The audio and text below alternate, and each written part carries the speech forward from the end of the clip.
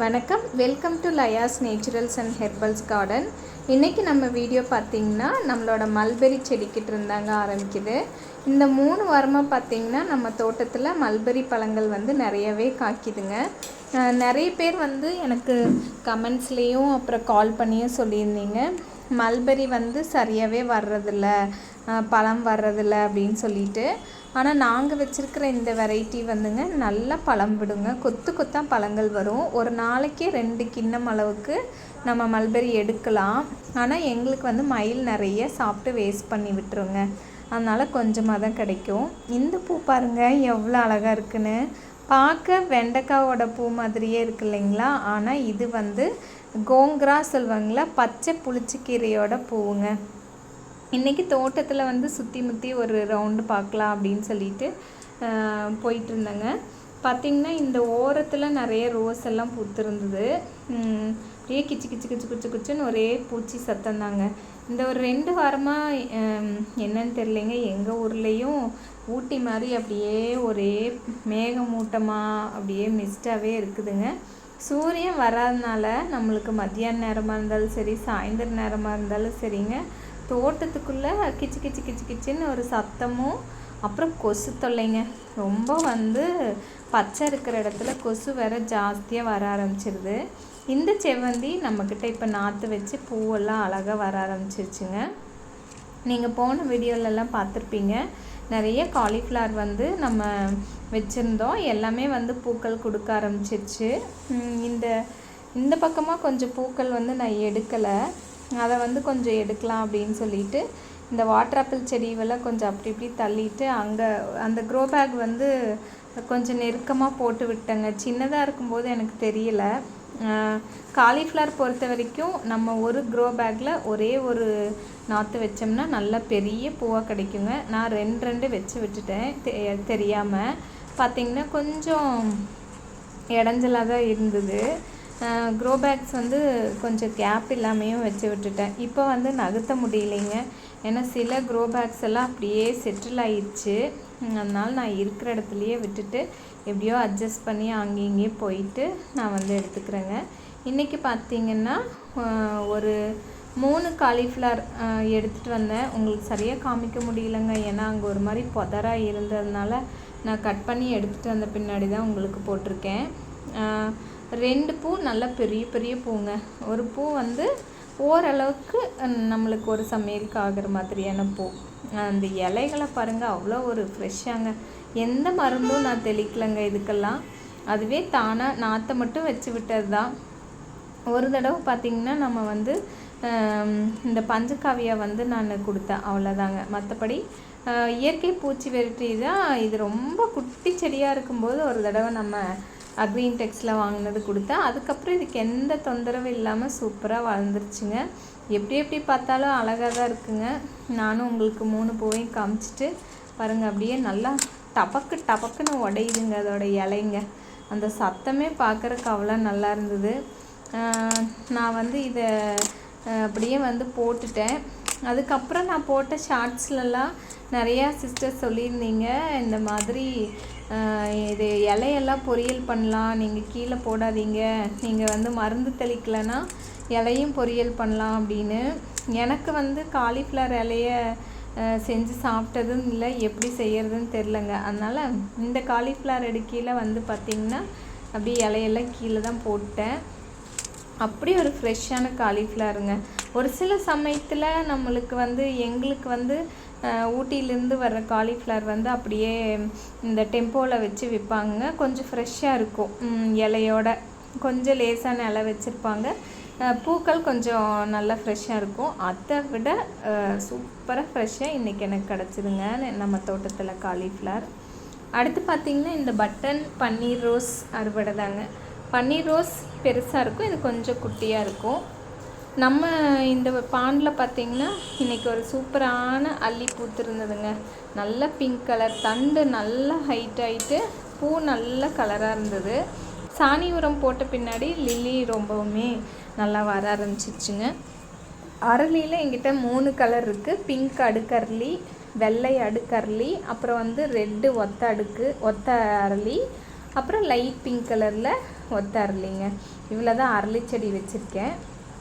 அப்பப்போ அரளி பூக்கள் எடுத்து மாலை மாதிரி பண்ணிக்குவேன். வெள்ளை அரளி கம்மியாக இருக்கிறதுனால அப்படியே எடுத்துட்டேங்க. அறுவடை கூடைகள் 2 எடுத்துகிட்டு வந்து வச்சுருந்தேன். ஒரு கூடை நிறைஞ்சிச்சுங்க. இன்னொரு கூடைக்கு வந்து பார்த்திங்கன்னா நம்மளோட சூப்பர் பூ, நம்மளோட சேஞ்சிங் ரோஸுங்க. 4 பூ பறித்து வச்சாலே போதுங்க, ஒரு கூடையை நிறச்சிரும். அவ்வளோ சூப்பராக பெருசு பெருசாக தான் வருங்க. இந்த செடியில் ஒரே தொந்தரவு என்னென்னா இந்த வெள்ளை பூச்சி தாங்க, வெள்ளை மாவு பூச்சி. அப்பா இத்தனை பூச்சியா அத்தனை பூச்சியான்னு இல்லைங்க, அந்த அளவுக்கு இந்த செடியை பாடப்படுத்துது. இதுக்கு நானும் வந்து ஃபோர்ஸாக தண்ணி அடிச்சுவிட்டு வேப்பெண்ணெயை தெளித்து விட்டு அப்படியே வந்து கொஞ்சம் ஒரு ப்ரெஷ்ஷை வச்சு தொடச்சி எடுத்து விட்டு எப்படி பண்ணாலும் ஒரு வாரம் தான் தாங்குதுங்க, மறுபடியும் வந்துடுது. மற்றபடி இந்த பூக்கள் வந்துக்கிட்டே தான் இருக்குது, மொட்டு நிறையா வைக்குது. ஒரு மெயின்டெனன்ஸும் தேவையில்லைங்க. பார்க்க அழகான பூக்கள்ங்க. நான் சொன்ன மாதிரி 4 பூவை போட்டோன்னு வைங்களேன், இன்னொரு கூட நிறைஞ்சிரும். பாருங்கள், இந்த கூடை இப்போ காலியாக இருக்குங்களா, நம்ம சேஞ்சிங் ரோஸை போட்டால் போதுங்க, சூப்பராக கூட நிறைய பூ கிடச்ச மாதிரி அழகாக இருக்குங்க. முட்டைக்கோஸ் வந்துங்க, எனக்கும் ரொம்ப நாளாக வச்சு முட்டைக்கோஸ் வரவே இல்லை. குட்டியாக ஒரு பூ வரும், அப்படியே செத்து போயிடும். அப்புறம் அந்த முட்டைக்கோஸை எடுத்து ஒரு சமையல் பண்ணுற அளவுக்கு கூட கிடைக்காதுங்க. இந்த தடவை முட்டைக்கோஸ் சூப்பராக வந்திருக்குங்க. நிறைய முட்டைக்கோஸ் வந்து நம்மளுக்கு அறுவடைக்கு தயாராக இருக்குது. எனக்கு இந்த தடவை முட்டைக்கோஸ் வளர்த்தெடுத்ததே ஒரு பெரிய சந்தோஷங்க. நம்ம ஸ்ட்ராபெரி செடிங்க, முதல்ல ஒரு செடி இருந்தது நம்ம டெரஸ் கார்டனில் இருக்கையில், அத்தனை பழம் விடுங்க ஸ்ட்ராபெரி. அந்த செடி எப்போ செத்துச்சோ அதுக்கப்புறம் இருக்கிற செடியில் பழம் கம்மியாக தாங்க வருது. வெண்டை வந்து ஃபுல்லாக எடுத்தாச்சுங்க, அறுவடை முடித்து எடுத்தாச்சு. ஒரு 2 வெண்டை வந்து அப்படியே விட்டுட்டேன், நல்லா கொம்பு பெருசாக இருந்தது. ஒரு வெண்டைக்காய் அதில் வந்து விதைக்கி வச்சுருக்கேங்க, இது நல்லா நீளமாக இருக்கும். அவரைக்காயெல்லாம் மண்ணோட மண்ணை கீழேயே விழுந்து கிடந்ததுங்க. ஒரு 10 அவரைக்காய் இருந்தாலே போதுங்க. நம்ம அவரைக்காய், கத்திரிக்காய், அப்புறம் வந்துட்டு கொஞ்சம் சின்ன வெங்காயம், உருளைக்கிழங்கு போட்டு சூப்பராக ஒரு சாம்பார் பண்ணிடலாம். நான் வந்து இருக்கிற தோட்டத்து காய்கறிகளை வச்சு ஏதாவது சமையல் வந்து ரெடி பண்ணிக்குவேங்க. அடுத்து பார்த்திங்கன்னா பந்தல் காய்கறிகள் இருக்கிற இடத்துல சங்குப்பூ, அப்புறம் வந்து பீர்க்கங்காய், அவரைக்காய், இவங்க எல்லாமே இருக்காங்க. எல்லாம் அடிதடி போட்டு பந்தலை நிறச்சி வச்சுருக்குறாங்க. குளிர்காலங்கிறதுனால பந்தல் காய்கறிகள் நல்லாவே ஒன்று மேலே வளர்ந்து நின்றுக்குதுங்க. இப்போ வந்து சங்குப்பூவில் நிறைய பூ விடுதுங்க. இந்த குளிர்காலத்துக்கு 50 பூ 100 பூ இருக்கும், அந்த அளவுக்கு வந்து அப்படியே பூக்கள் பெருசாக விடுது. நான் ஓரளவுக்கு எனக்கு தேவையான அளவுக்கு எடுத்துக்குவேன். இன்றைக்கி பன்னீர் ரோஸும் சங்குப்பூவும் எடுத்திருக்கேன். சாமிக்கு கட்டி போடுவோம், இல்லைன்னா சங்குப்பூ டீ போட்டு குடிக்கலாம். ட்ரை சங்குப்பூவும் சேமித்து வச்சுக்கலாங்க, நம்மளுக்கு தேவைப்படுறப்ப நம்ம யூஸ் பண்ணிக்கலாம். சில நேரம் இவ்வளோ பூக்கள் வராது. ஓரளவுக்கு அறுவடைகள் எடுத்துட்டுங்க. போன வாரம் ஒரு 5-6 புதுச்செடி வாங்கிட்டு வந்திருந்தேன், நம்மக்கிட்ட இல்லாது. மறிக்கொழுந்து அப்படிங்கிறது இதோட பேர் எனக்கு மறந்து போச்சு. அப்புறம் ஒருத்தங்க சொன்னாங்க இது மறிக்கொழுந்து சிஸ்டர் அப்படின்னு. அப்புறம் செலரி வந்து நான் வந்து பார்ஸ்லே, செலரி இல்லைங்க, செலரி வந்து அந்த சைடு இருக்குது. இப்போ நான் வாங்கிட்டு வந்திருந்தது பார்ஸ்லே பார்க்குறக்கு உங்களுக்கு அந்த ஒரு லெட்யூஸ் மாதிரி இல்லாமல் கொஞ்சம் இலைகள் குட்டி குட்டியாக இருக்கும். இது வந்து சீசனிங்லலாம் போடுவாங்க. சீசனிங்னா இப்போ நம்ம வந்து பிரெட் டோஸ்ட் எல்லாம் பண்ணும்போதும் கூட குட்டி குட்டியாக வெட்டி மேலே தூவி சாப்பிட்லாம். மூலிகைங்க, அது ரொம்ப நல்லாயிருக்கும். இன்றைக்கி வந்து பிங்க்கு வாடாமல்லி, அப்புறம் வந்து பார்ஸ்லே பாருங்கள். இப்போ நான் நடுறது பிங்க்கு வாடாமல்லி. பாவை இலையெல்லாம் கொட்டி போச்சு வந்த ஒரு 4 நாள்லேயே, என்னாச்சுன்னு தெரியலங்க. அதுக்கு ரொம்ப குட்டியாகி போச்சு அந்த செடி.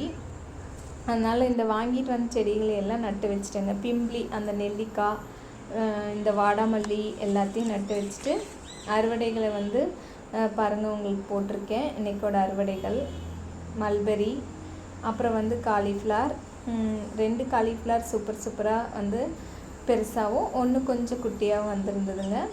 அவ்வளோதாங்க, இன்றைக்கோட அறுவடை கூடைகள் சூப்பராக நிறைஞ்சிருச்சு. அடுத்தது பார்த்திங்கன்னா, நான் அந்த செடிகளை வாங்கிட்டு வந்தது இல்லைங்களா, அதை நட்டுட்டு எடுத்துகிட்டு போகலாம் அப்படின்னு சொல்லிட்டு அறுவடைகளை எடுத்துகிட்டு போயாச்சுங்க. அறுவடைகளை எடுத்துகிட்டு கிளம்பியாச்சுங்க. அடுத்த நாள் பார்த்திங்கன்னா நம்மளுக்கு தோட்டத்தில் நிறைய பூக்கள் வந்து ரெடியாக இருந்தது. நான் சொன்னேன் இல்லைங்களா, அடுக்கு அரளி, அப்புறம் வந்து மேரிகோல்டு, இப்படி எல்லாம் நிறைய வந்து நம்மளுக்கு பூத்திருந்ததுங்க. இருந்த பூக்களை எல்லாம் எடுத்து நான் சூப்பராக சாமிக்கு, நிலவுக்கு, அப்படின்ட்டு மாலைகள் ரெடி பண்ணி வச்சுட்டேங்க. டபுள் கலரில் மாலைகள் பார்க்க ரொம்ப அழகாக இருந்ததுங்க. அடுக்கரளியில் மருகு, அப்புறம் அந்த கிறிஸ்மஸ் மரத்தோட இலைகள் வச்சு கட்டியிருக்கேங்க. நம்ம தோட்டம் பிடிச்சிருந்தா லைக் பண்ணுங்கள், சப்ஸ்கிரைப் பண்ணுங்கள், ஷேர் பண்ணுங்கள். நன்றி.